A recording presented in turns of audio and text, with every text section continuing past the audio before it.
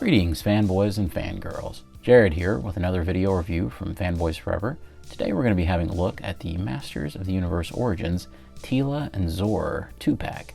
Now, from what I understand, this was the kind of thing that was kind of first to like Big Bad Toy Store, but I do think some other retailers will be getting it. I'm not sure if you'll see it on actual store shelves, but it should be available at some online stores. But before we begin, please make sure that you're subscribed to the channel and be sure to like the video. Remember, it really does a lot to help us out here at Fanboys Forever, so we humbly ask that you would do that. When the video is over, be sure to leave a comment letting me know what you thought. With all that out of the way, let's begin. The original Origins Teela was one that was released quite a while back now, near the very beginning of the line, when it was transitioning from being Walmart exclusive to going to other retailers and e-tailers. Because of that, she was one along with some others that came out in that wave that a lot of folks were missing.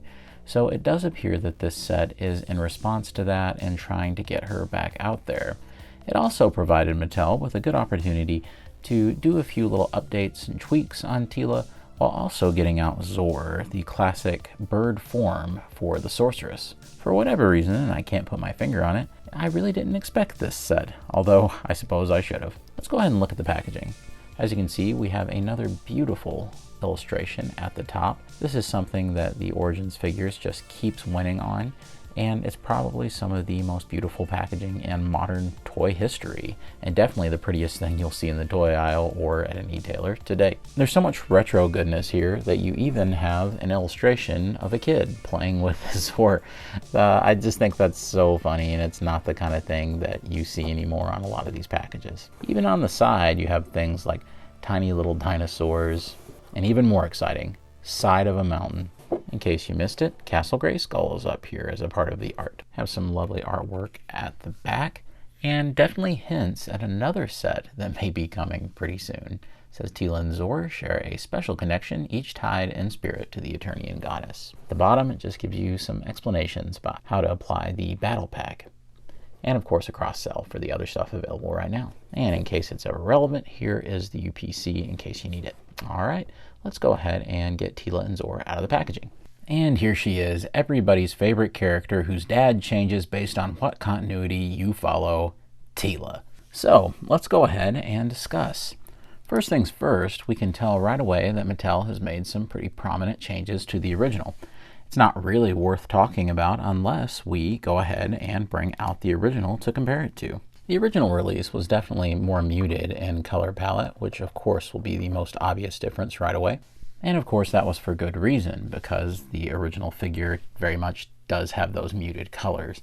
So the original is definitely trying to simulate kind of that gold look on the white leotard, with more of the sandy brown kind of bands. Whereas with this new release over here, it's definitely quite a bit brighter, definitely more in line with the colors that you saw in, say, Filmation, with some style elements that you saw in the 2000X series. Although their bodies are exactly the same, minus the knees, which thank goodness that they fixed those, you can see that the head sculpts are completely different. Looking up here at the head sculpts, you can see that this one, although the expressions look very much the same, are just a little different. You can kind of see it in the lips and how they are, and the eyes. And the big thing where it's noticeable is kind of the crown area, or I don't know what you'd call it, a hairband maybe? I'm not exactly sure, tiara, but that makes it fairly noticeable right away. Both of them are cool in their own way, and I think they both offer something a little different. This one definitely has more of that Filmation hairdo where the ponytail is just kind of resting on the head, and this is more that 2000X style where she's got the ponytail up. From the back, the differences are even more obvious. So I think it's great that they did allow us some differentiation between them instead of just reissuing it with a new paint job. However, you'll notice right away that the skin tones are so different that unfortunately there's going to be no switching out between these two and it looking good at all. Well, let me prove it. It does look a little bit better than I thought it would.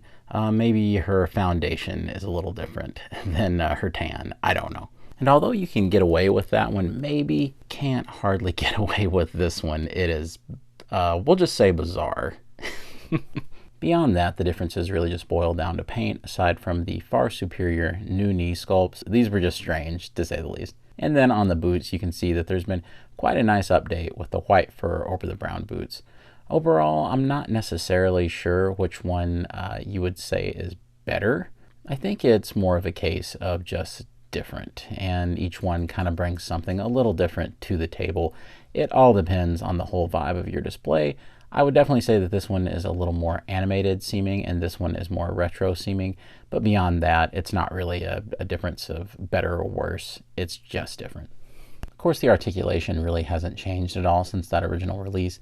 It's everything that you expect, and it's still perfectly serviceable. I think that the only thing that might be a little more bizarre is that the head almost seems to bobble a little, and you can see that right there. Now, it's actually on the peg very tightly, but I'm talking about the actual placement of the peg inside of the neck, which feels like it's not quite as anchored in there, leading to a little bit of that bobble. Might be something that I can go in and fill the peg hole in with some glue maybe, and that might tighten things up and prevent that, but it's not something I'm super concerned about. We'll talk accessories for a moment. She does include practically the same accessories as the first release. I think the only big difference is the colorways that they chose for each. Now you can see that Teela's snake staff and sword are both in this really interesting, almost translucent looking yellow. I think it was meant to maybe simulate gold, but if that was the intention, it doesn't quite work. It just comes off as a bright, almost glittery, sort of transparent looking yellow. Same thing with the snake staff, and because it's so thin, I think it has more of that transparent look that was probably unintentional. The same could probably be said with the paint hits on the actual body. This is one of those times that they probably wanted it to be more gold than they could actually get it, and maybe it's a little more bright yellow than they possibly intended, but who knows, that could have been an intentional choice. Either way, it's definitely in service of making it seem all the more animated looking. Of course, this Teela does include her snake armor, as she should, but it's not exactly exciting because here's the original release, and with practically no differences in sculpt or even the color, it really does seem like a straight reissue with maybe only the slightest difference in color, with this one being maybe slightly ever so much more orangey, and this one being maybe just slightly a little more muted, but there really isn't a difference. And like with the original release, you can of course put the snake armor right on the figure, but of course the one caveat here is there is a ponytail to deal with. You simply just slide this over that way, and then it's not a problem and pretty well functions exactly as the other one did. On the back, you'll find a clasp to join, and it's easy to do and works very well. A lot of the time, stuff like this can aggravate you to death with figures. Now, one interesting thing is that it's going to ride up like this on her head unless you actually pull the ponytail up and then drag the strap to the top. And then you get sort of a more natural setting position for it. Of course, you can gear Teela up with her shield, but once again, there's really nothing to write home about here, as the shield, just like the snake harness itself, is pretty well exactly the same item that we'd received in the previous release. Either way, I really do like how the gold contrasts with the snake armor, especially when you give her her snake staff. One tangible improvement is that she wasn't packaged in this getup, which means that when it comes to the chest piece, you don't have as much paint wear on it. The original definitely suffered from this piece being packaged probably too soon in the factory and then having some paint come off from the breastplate onto this piece. As a quick comparison, we will put daughter with mother here, and we'll have the sorceress right beside of her. And thanks to those colors popping a little bit more now on Teela, she makes a much better match for something as bright and colorful as the Filmation-inspired sorceress. And here she is without the snake armor with the sorceress. Speaking of the sorceress, there's a whole nother aspect of this set that we've yet to explore or discuss. Well, what do you know? She turned into Zoar, and with that we will focus on Zoar.